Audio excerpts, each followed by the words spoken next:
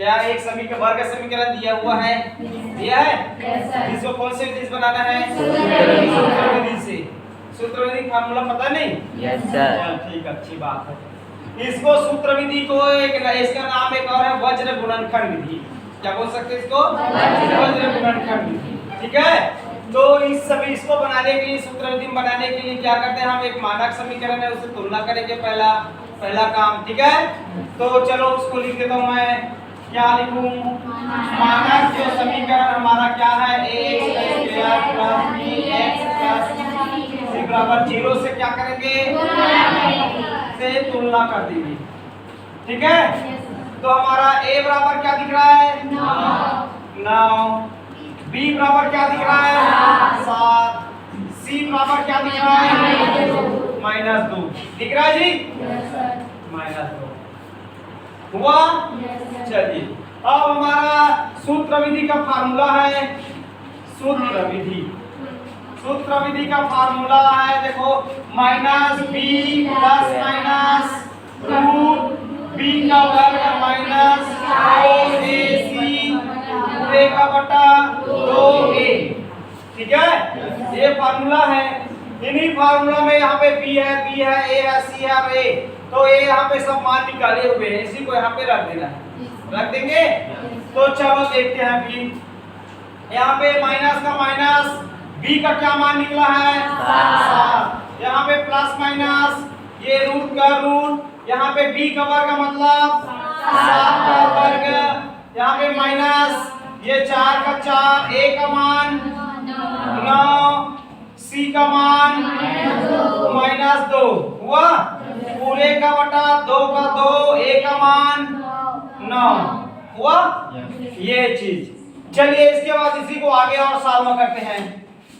इसको देखो, ये माइनस जब कोष्टक खुलेगा डायरेक्ट -7 हो जाएगा।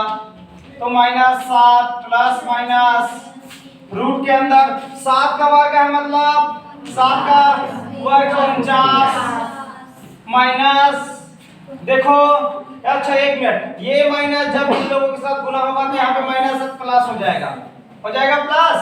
अब देखो 4 के पढ़ा 9 बार, 9 चौक 36 और 36 के पढ़ा 2 बार, 36 दूनी 72। तो ये हो जाएगा 72, जो कि दोनों प्लस में है, जुड़ जाएगा, जोड़ो। उसके बाद देखो 9 के पढ़ा 2 बार, 9 दूनी 18, ये 18 ये हुआ। चलिए इन दोनों को जोड़ो, कितना हुआ? ये -7 का 7 प्लस माइनस रूट 121 बटा 18। ये देखो, ये -7 प्लस माइनस, ये 121 किसका वर्गमूल है? 11 का। 11 गुना 11 तो हो जाएगा हमारा 11। ये हमारा समीकरण, ये समीकरण मान लो 1 है और ये समीकरण हमारा 2 है।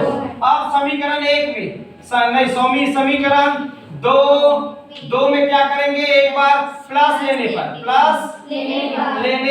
देखो, प्लस लेने पर यहाँ पे चिन्ह पे, दोनों चिन्ह है, वहां पे लेना है प्लस को। तो ये माइनस का -7 प्लस 11 बटा 18, ये हो जाएगा, एक माइनस में है एक प्लस में है, घट जाएगा। तो चिन्ह किसका लिखेंगे? बड़ी संख्या का।